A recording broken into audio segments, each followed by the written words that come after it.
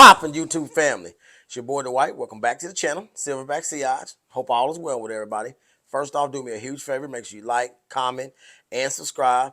And hit that bell icon so you can be notified when I post new content. Now, I got a couple of things for you guys because I've been kind of doing more traveling vlogs and stuff like that as of lately with the channel. But it's back to the fragrance content. And tonight, I got 5 fragrances that are extremely popular in the fragrance community and bought all the time, especially at your Macy's and your Dillard's and at the mall or whatever. But these particular 5 fragrances are awesome. Let me say that first and foremost. But they are 5 fragrances that I wouldn't want to wear on my first date. And I'll elaborate that more on that here in just a second. And then one other little side note for y'all. If I was to do a boozy fragrance video, would you want 5 fragrances in there, 10 fragrances in there, or 15? Drop a comment in the comments and let me know how many you would want, and I'll be making that video soon. Keep it locked.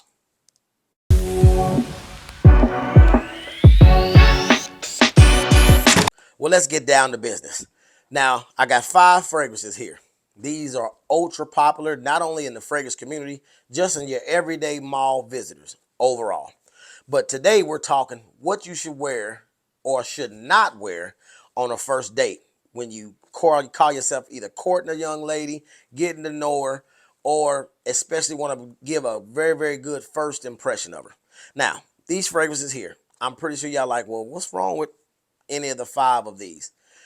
The problem with these 5 on your first date when you really want to make a very, very good first impression is the fact that everybody and their mama's mama probably has either smelled these, have a dad that owns one of these 5, an ex-boyfriend, a co-worker, guy that's maybe not into as far as trying to make a fragrance wardrobe or a collector. He just happened to be that victim of that individual that works at the mall that walks up to you shoving that tester strip in your face saying, you got to smell this. This is one of my best sellers, and so on and so forth. So to make a long story short, I'm going to give you some alternatives to these 5 very, very popular scents that I personally, knowing what I know now, would rather wear on my first date. First one here, we got Dior Sauvage Eau de Toilette. Been out since 2015. Johnny Depp's on the commercial. Awesome scent profile. One that I have in heavy burn for other situations than a first date. What do you get with the Dior Sauvage? You get the bergamot in 2 different types of pepper, being regular black pepper, Szechuan pepper, a whole slew of Ambroxan. Let me spread these out. But what am I going to substitute, considering that everybody and mama has heard about Sauvage at this point? We're going to keep that there. And then what I would substitute in with some Ambroxan push is Rasasi Hawass. What do you get with this one? You get Ambroxan push. You get some apple. But with this one here, you also get some spice. But the spice that comes with that one right there is cinnamon. And I believe there's also some plum in this fragrance here. So when you come to the table with this one here, if a young lady doesn't watch YouTube videos or has had a man in her life or a brother that's into like collecting fragrances or actually starting to change over from just buying whatever's hot on TikTok, which this is hot on TikTok, hit them with this scent profile right here will give their nose something sensational that smells amazing, that is vastly different from her brother, dad, ex-boyfriend, co-worker that wears Sauvage to death. That's what I would choose instead of that one. Next one, Bleu de Chanel Eau de Parfum. Sitting on every single mall counter there is, from the designer places to the mixture of the niche / designer places. Everybody has smelled this fragrance. If you wear this one right here on your first date, you can't think for 1 second that you're inventing the wheel, that you're very, very unique, or let's just say you're spraying these and going to the club. You're going to smell like the next 140 people that walk past that same woman that you're trying to give your number to. What am I wearing instead of that? I'm coming with Rosa Parfums Elysium Parfum Cologne. While sharing some of the same notes, you got grapefruit in the pop of this. You got grapefruit in that. You know, a Roja fragrance is going to have a whole slew of notes, so I'm not about to sit here and go over those again, because if you want to see all of those, you can just watch the review that I already have for this fragrance on the channel. But where this one here is a lot more complex. So you're going to get your lemons, you're going to get your lime, you're going to get your grapefruit, but as it dries down, you get some black currant and a little bit of hint of the juniper berry, which gives it like a little bit of a party, more laid back, but still being able to be business professional, being able to party, being able to just tantalize that young lady that you're trying to take out on that date in a manner that would be vastly different from Bleu de Chanel. Something that she would be potentially wore out of smelling on everybody. You can provide her with something different for the nostrils. Next one, Acqua di Gio Profumo. An amazing, aquatic, spicy, incense heavy version of Acqua di Gio. Wow, potentially the best version of Acqua di Gio ever has came out with. This one here, unfortunately, has been discontinued. They came out with the parfum version of this. To me, it seems to be a little bit fresher, a little less smoky, but it will suffice in the absence of this. But I wish they would bring this back, me personally. But needless to say, like the first two offerings that I gave you an alternative for, very, very highly sold. Everybody since '96 been investing in Acqua di Gio. So it don't matter what flanker you invest in, you're not going to smell any different than the next 2,000 people that walk past that same woman. My alternative, I'm going to the house of Xerjoff with 40 knots. Now this one here, along with the Acqua di Gio, is aquatic. But this one gives you aquatic nuances, sea breeze, sea salt nuances. This gives, like I've said before in past videos, it gives a textbook example of how a fragrance should continue the nuance and change and run through all of the note pyramid. It doesn't just stay aquatic and that's all it is, just a basic aquatic. You get the aquatics, you get a little bit of greenness, you get some amber in the deep dry down, a little bit of spice.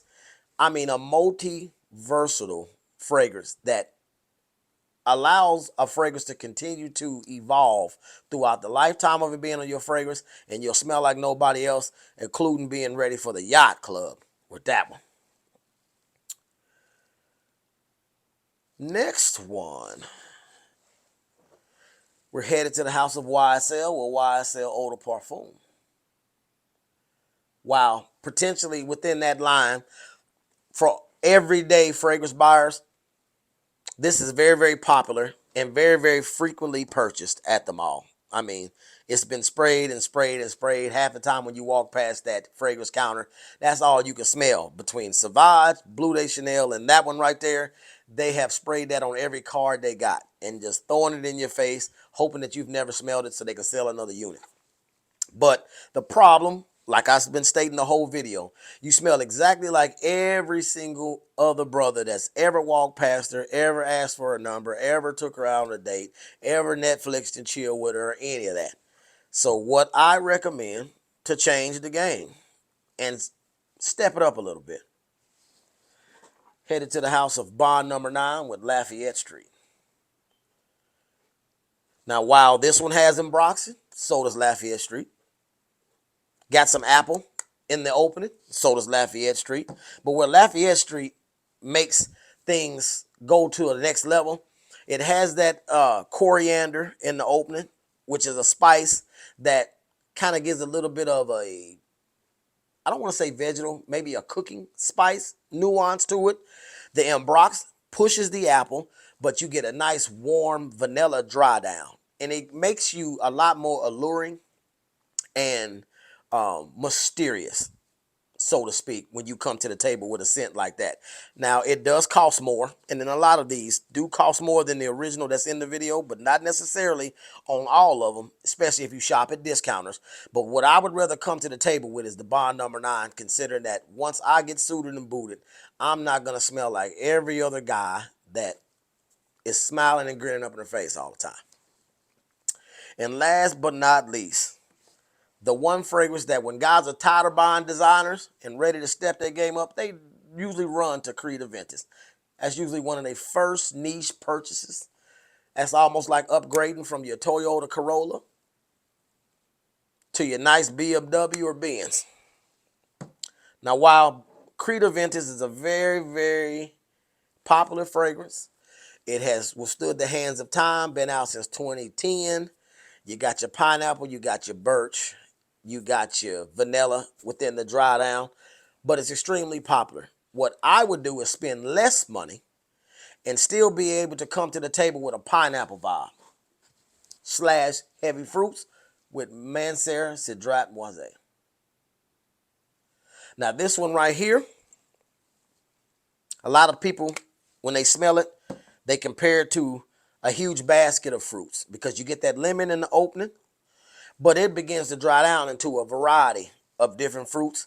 And where Creed Aventus goes woody with the birch in that composition, this one here has woods and lasts longer than Aventus, but it just gives a scent profile to the whole pineapple lemony vibe and fruits leading to some woods. It just goes about it in a different way, and it's a lot more, if you will, exclusive with the scent profile. A lot of people compare these two fragrances, but to me, side by side, they smell nothing alike. But I can see why people who have an inexperienced nose would try to say that the two are alike, because as soon as you say pineapple and fruits with a woody dry down, everybody just thinks gotta be like Aventus. Now, even though Aventus is a trendsetter, that would be the fragrance that I would choose as a first date, because chances are, if, like I said before, if she doesn't watch YouTube or don't have family members that's into YouTube or watching other fragrance content creators, she's probably never heard of Cedrat Moise. So when you come with a nice outfit, come with a nice conversation, and you done took your shower and cleaned your body, hit yourself with that Mancera Cedrat Moise and thank me later. Now, if you guys liked this content, as far as having some alternatives to different fragrances, also leave a comment in the comments. But don't forget what I said about that boozy fragrance list. Will it be 5? Will it be 10? Will it be 15? Let me know. And once I get a chance to go through the comments and see exactly what number has consistently been voted on, I'm going to make that video down the road. But other than that, that's my time. Peace.